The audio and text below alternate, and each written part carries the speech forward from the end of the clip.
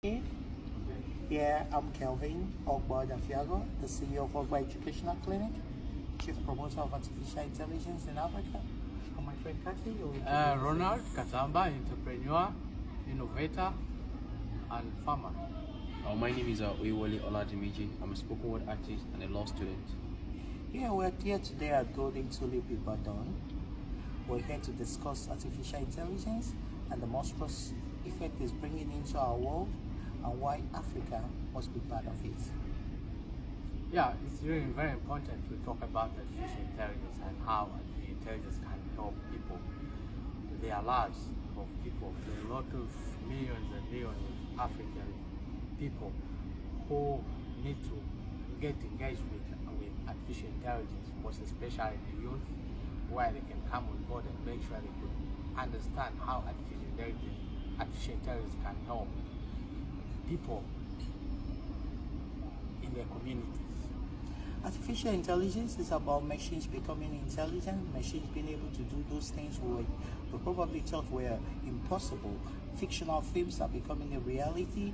With artificial intelligence, we could make machines do works that are very, very dangerous for humans to work on. Things like working in tall skyscrapers. With artificial intelligence, we can be able to change our transportation, change our healthcare, with the coming of stream of things like the AI 1 minute doctor, that within a minute the doctor will examine you, will diagnose you, and then prescribe drugs for you. You see, with this kind of wondrous change that is happening, we'll be able to reform the health sector, and we could bridge the gap between the have-not and the have.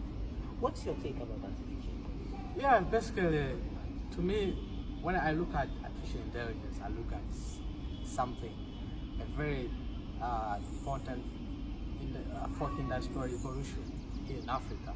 If something like that is embraced here in Africa, we need to make sure we jump on it. We don't need to be left behind. There's a lot of things which we can do. There's a lot of, when you look at specializing in health and agriculture, but you see how can you predict market farmers in rural area, they don't know what type of market they have, but through artificial intelligence you can use it to harness the big data and make sure people can understand the kind of prices which are taking place around themselves and all over the world. Look at when you look at farmers are being their livestock have been suffering, dying. They lose money, millions of money. How can we use artificial intelligence to make sure we could determine? We tell the farmers that your livestock is going to get sick in the next 48 hours before the disease manifests. You can look at the goodness of artificial intelligence. How is it going to help farmers? When you come to health sector, how is it going to help health sector? So to me, I see it's a win-win. How would you say about it? The question I want to ask is, how do you think these can integrate into the Nigerian system? Probably with the help of the government. Do you think our government can integrate? Yeah, I believe strongly that except we begin to invest in artificial intelligence, we may be seeking recolonization. Because if I look at Nigeria today, lots of jobs are being lost. If you look at how job interviews are being conducted, people want to change jobs, but they are unable to change jobs because probably they are in a job that they are being paid maybe $20 a month, and then there's an interview that's to come up the next day in another city. They cannot travel to that city because they are scared of losing this job because they are not seen. With artificial intelligence, we can actually do an interview for 1 million people in one day. My question is, have you tried to take a step here in Nigeria? Yeah, that is what we are doing at the Ogba Educational Clinic. We're setting up a talk show that will seek to propagate the gospel of artificial intelligence, tell young people that it is artificial intelligence that is powering the fourth industrial revolution. And my friend here is from Uganda. We're doing this interview, and we hope to leverage on people like you, your network, to share this information to young people and tell them that, look, the world is changing, jobs are changing, and except we begin to innovate, we will die. The illiterates of the 21st century will not be people who cannot read and write, but with people who cannot learn, unlearn, and relearn everything again. So telling young people to adapt to these changes that are going to happen, it's a huge thing. Kathy, what do you think? Very, very, very interesting discussion, and I'm so glad to meet you, people like you. You know, I've traveled many countries. I've been in the United States. I've talked to some of the genius from Apple, from Google, from Facebook, from IBM. We're discussing about artificial intelligence and how do you think youth can come in, can jump on the track without leaving them.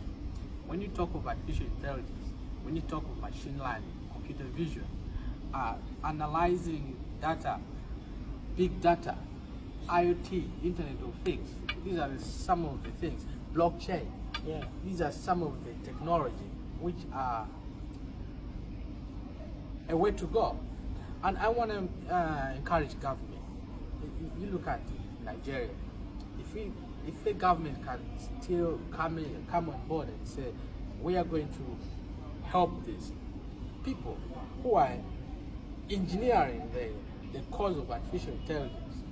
If you look at my country, Uganda, the government of Uganda is now funding me. They are paying me because I have more than 8,000 students. I mentor. They come and I mentor them.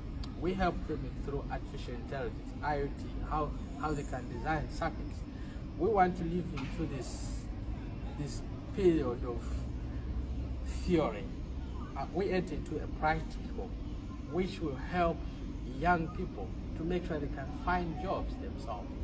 I can tell you, with artificial intelligence, the way it's coming, it predicts that there may be a lot of unemployment opportunity. And Africa will be worst hit. Yes, and how are we going to make sure our young people, they're not into that? Yes, unemployment. The thing I want to ask is, if I'm going to tell my people, is if we want to make use of your platform, how do we go about it? How much must we have? Is it for free, or we have to pay a certain amount? Yeah, I have a couple of platform where I help young people. We have a platform where I start from primary school, secondary, university student, teaching them IoT. I'm an IoT evangelist in East Africa. I help students teach them. On top of that, we're also helping some students to make sure they could find a way where they can go after the training. Someone get a first class but they don't know hands-on. How are we going to help these kids, these youth, to make sure after finishing their studies, they can be able to go and have something they can do at their home. So my platform is, for example, I'm on Twitter, Facebook, LinkedIn, and I use my name. So many people have come on my platform and be able to get in touch with me. Yeah, so that's the easiest way you can reach me. So also we are leveraging on these technologies, and we're working with people like Google, Udacity, Udemy to train young people. But basically, the information's first. Let's tell them that the kind of jobs their parents are doing is going to be different from the kind of jobs they're going to face.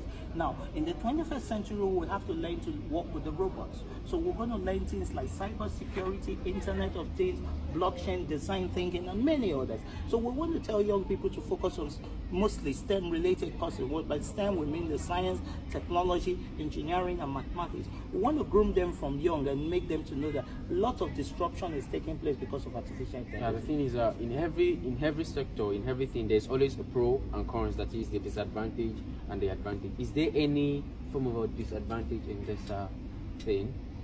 Of course, there's a lot. There are policies, government policies. They create policies which are affecting young people. Yeah, you look at in my country, we cannot have a drone. We cannot develop a innovation that is concerning with drone. And when you go to United States, because I've been in the United States, my innovation is so much interested that much where I have a drone technology. Yeah. So how can we talk with governments to make sure they can? I know what affecting my government may be the same which is affecting your government. how can we, as young people, make sure we talk to government and they see how they can help in such kind of policies? We have a problem of funds. Yeah, you have a very big project, a very good project, but you cannot fund it. I have a case study with him. He has a passion in artificial intelligence, helping people. But how is he going to do that? Because he has no money.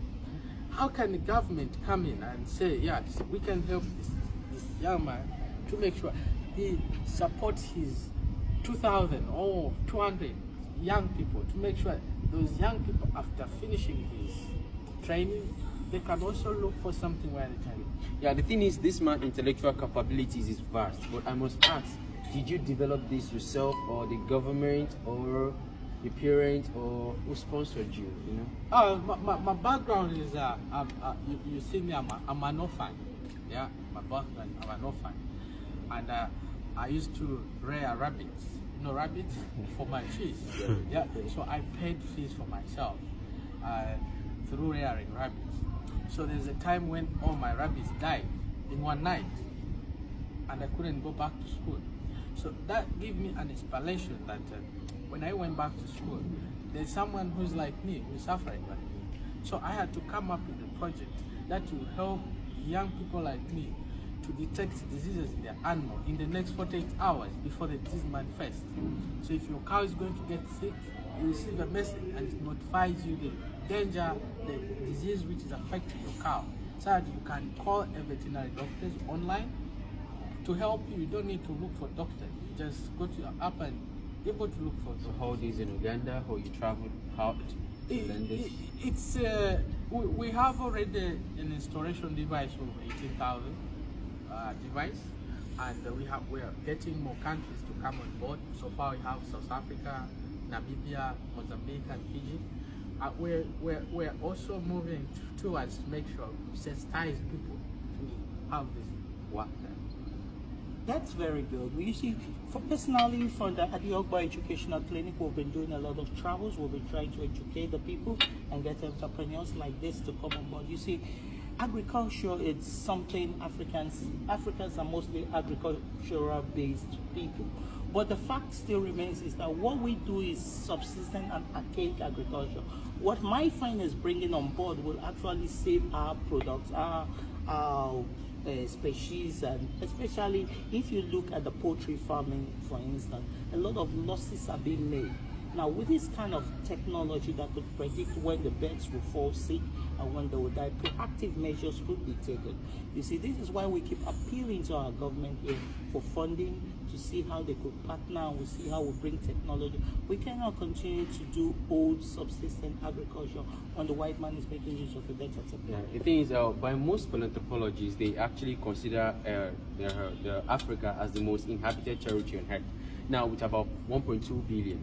Do you think Africans will welcome this idea, like as opposed to other European countries, this idea of this artificial intelligence?